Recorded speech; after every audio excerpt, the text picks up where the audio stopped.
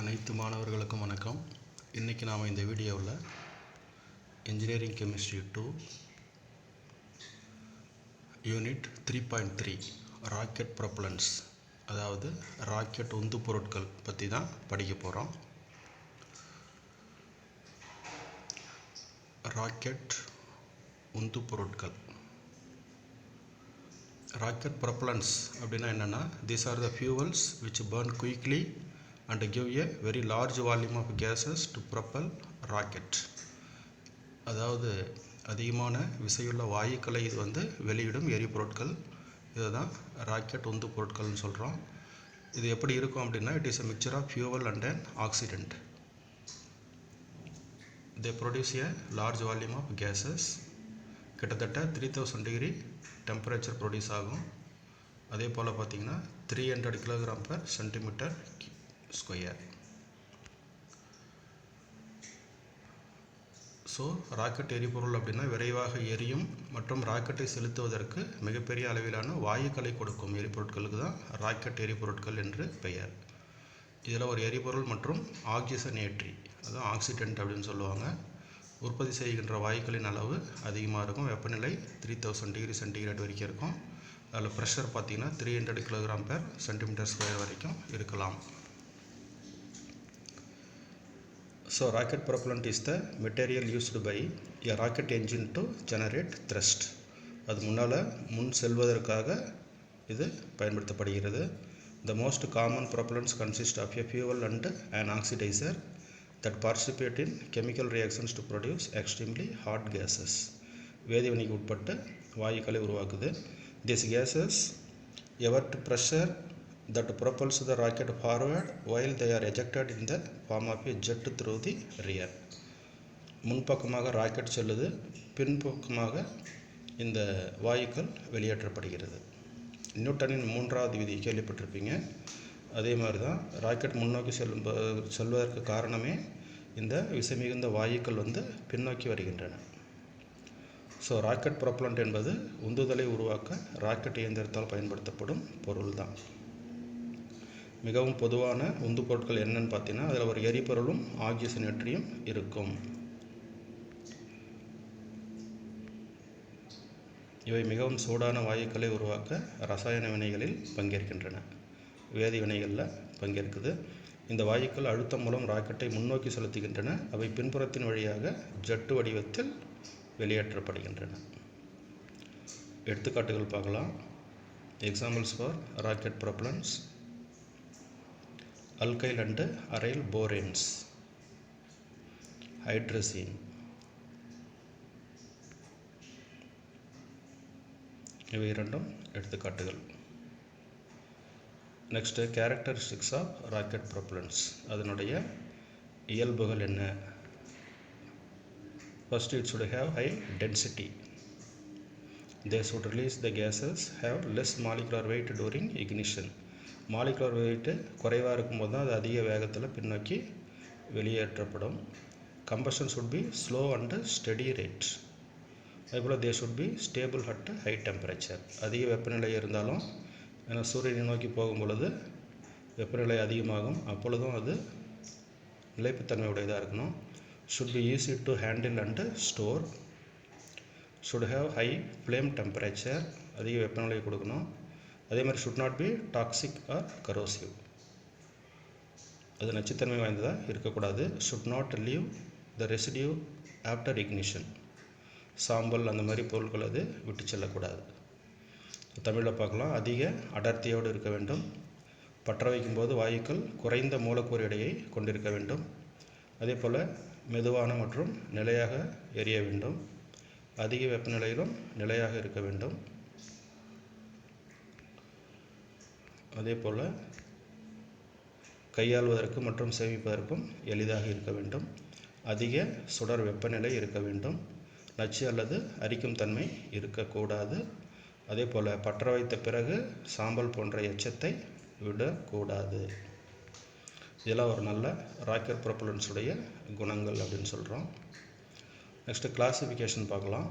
எவ்வாறு இது பிரித்து அறியப்படுகிறது அப்படின்னு பார்க்கும்போது வகைப்பாடுகள். ஃபர்ஸ்ட், ப்ரொப்பலன்ஸ் சாலிட் ப்ரொப்பலன்ஸ் திண்ம உந்து பொருட்கள். அதில் ஹோமோஜினியஸ், ஹெட்ரோஜினியஸ் ரெண்டு டைப் இருக்குது. Heterogeneous example mixture of potassium perchlorate and asphalt 2. அதே போல் single phase and double phase அப்படின்னு ரெண்டு இருக்குது. So single phase example nitrocellulose, double பேஸுக்கு nitroglycerin. Next type liquid propellant, திரவ நிலையில் இருக்கும். இது monopropellant, example hydrogen peroxide and nitromethane.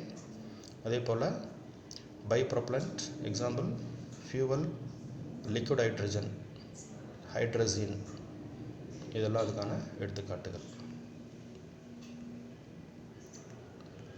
So இந்த வகைப்பாடுகளில் ஒவ்வொன்றா படிக்கலாம். First solid ப்ரொப்பலண்ட்ஸ்.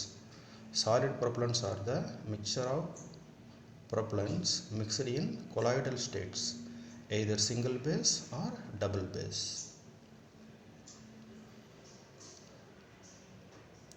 When a single propellant is used, it is called single base propellant.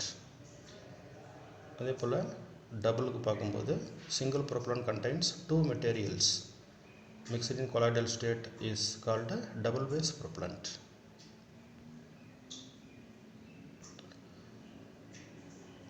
Example mixture of nitrocellulose and nitroglycerin. இங்கே flame temperature எவ்வளோக்குன்னா 2700 டிகிரி சென்டிகிரேட். அதே போல் volume of gases produced is 2500 times the original volume of the fuel.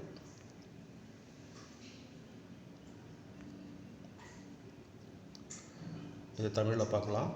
திண்ம உந்து பொருட்கள் solid வகைகள் இரண்டு வகைகள் உள்ளன. ஒன்று ஒருபடித்தான உந்து பொருட்கள், ரெண்டாவது பலபடித்தான உந்து பொருட்கள். ஹோமோஜினியஸ், ஹெட்ரோஜினியஸ்ன்னு சொல்கிறோம். ஒருபடித்தான உந்து பொருட்கள் ஒரு திண்ம உந்து பொருளோ அல்லது பல திண்ம உந்து பொருட்களின் ஒருபடித்தான கலவையே ஒருபடித்தான உந்து பொருள் எனப்படும். ஒருபடித்தான கலவையாக இருக்குது ஹோமோஜினியஸ் மிக்சர். எடுத்துக்காட்டு நைட்ரோசெல்லுலோஸ் அல்லது நைட்ரோசெல்லுலோஸ் ப்ளஸ் நைட்ரோகிளிசரின். இது வந்து பேலிஸ்டேட் அப்படின்னு சொல்லலாம். Nitrocellulose plus nitroglycerin plus petroleum jelly, இது மூணும் கலந்து ஒருபடித்தானதாக இருக்கணும். இது வந்து கார்டைட் என்ற பெயராலும் அழைக்கப்படுகிறது. பலபடித்தான உந்து பொருட்கள் ஒரு ஆக்சிஜனேற்றியும் ஒரு எரிபொருளும் சேர்ந்த பலபடித்தான கலவைக்கு பலபடித்தான உந்து பொருள் என்று பெயர். ஆக்சிஜனேற்றி இருக்கணும். ஸோ இதில் எடுத்துக்காட்டு பார்த்தா பொட்டாசியம் பெர்குளோரேட் ப்ளஸ் அஸ்பால்ட் எண்ணெய், அதே போல் அமோனியம் பெர்குளோரேட் ப்ளஸ் ரெசின் இணைப்பான், ammonium picrate plus sodium nitrate plus plastic resin இணைப்பான். இதெல்லாம் வந்து பலபடித்தான கலவையாக அதில் இணைஞ்சிருக்கும். அடுத்தது லிக்விட் ப்ரொப்பலண்ட்ஸ். இதில் டூ டைப்ஸ் இருக்குதுன்னு பார்த்தோம். Monopropellant, it has the oxidant and fuel in the same molecule or both in same solution. ஒன்றா இருந்துச்சுன்னா monopropellant. Example hydrogen peroxide, nitromethane.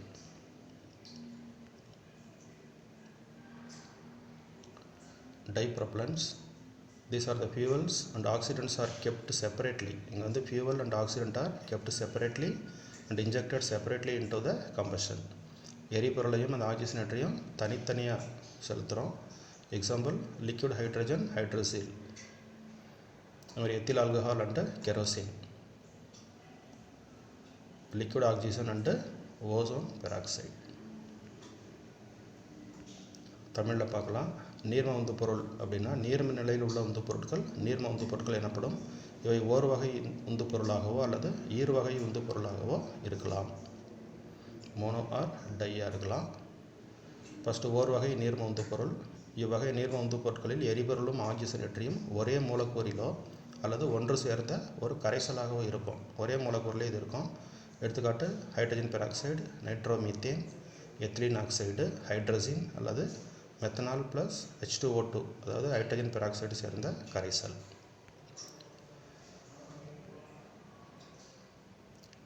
இதிலேயே ஈர்வகை நீர்ம உந்து பொருள் பார்க்கும்போது நீர்ம எரிபொருளும் ஆக்சிஜனேற்றியும் தனித்தனியாக வைக்கப்பட்டிருக்கும். முன்னே செப்பரேட்லின்னு பார்த்தோம். எரிகலனில் தான் இவை ஒன்று சேர்க்கப்படும். எடுத்துக்காட்டு நீர்ம ஹைட்ரஜன், ஹைட்ரசின், எத்தில் ஆல்கஹால், மண்ணெண்ணெய் போன்ற எரிபொருட்கள். அதேபோல் நீர்ம ஆக்சிஜன், ஓசோன், நீர்ம குளோரின், ஹைட்ரஜன் பெராக்சைடு என்பன ஆக்சிஜனேற்றிகள் ஆகும். ரெண்டையும் கம்பேர் பண்ணலாம். Solid propellants and liquid propellants. Solid propellants have high specific impulse, liquid ப்ரொப்பலன்ஸுக்கு ஹை. அதே போல் easily safely stored, handled and transported. But இங்கே பார்த்தீங்கன்னா லிக்விட் ப்ரொப்பலன்ஸுக்கு அது ஒரு ப்ராப்ளமாக இருக்கும். Engines are of simple design. இங்கே engines are delicate and require careful handling. Solid propellants are more economical, இங்கே லெஸ் எக்கனாமிக்கல். அதே போல் checking and calibration of engines are டிஃபிகல்ட்டாக இருக்கும் சாலிடில். லிக்விட் ப்ரொப்பலன்ஸில் அது ஈஸி. தமிழில் பார்க்கலாம். ஒரு குறிப்பிட்ட தூண்டுதல் வேண்டும்.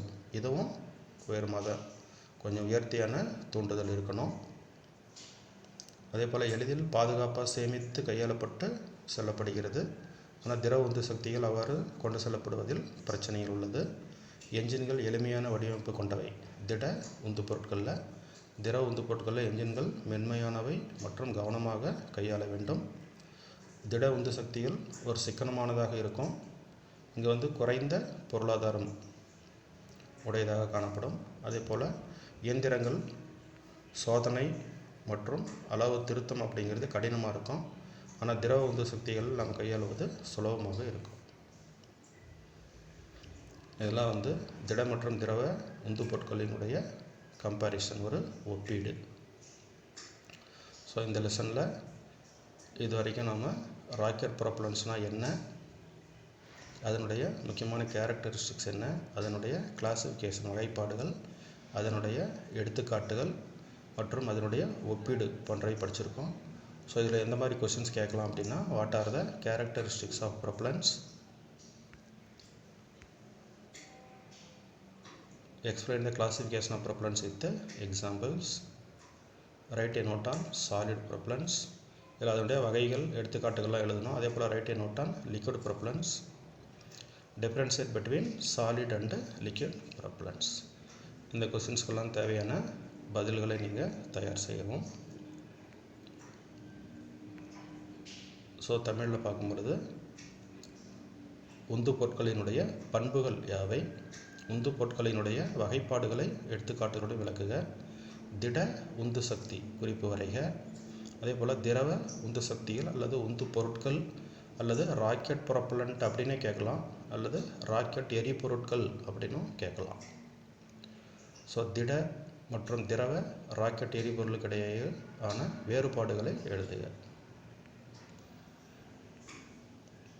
நன்றி.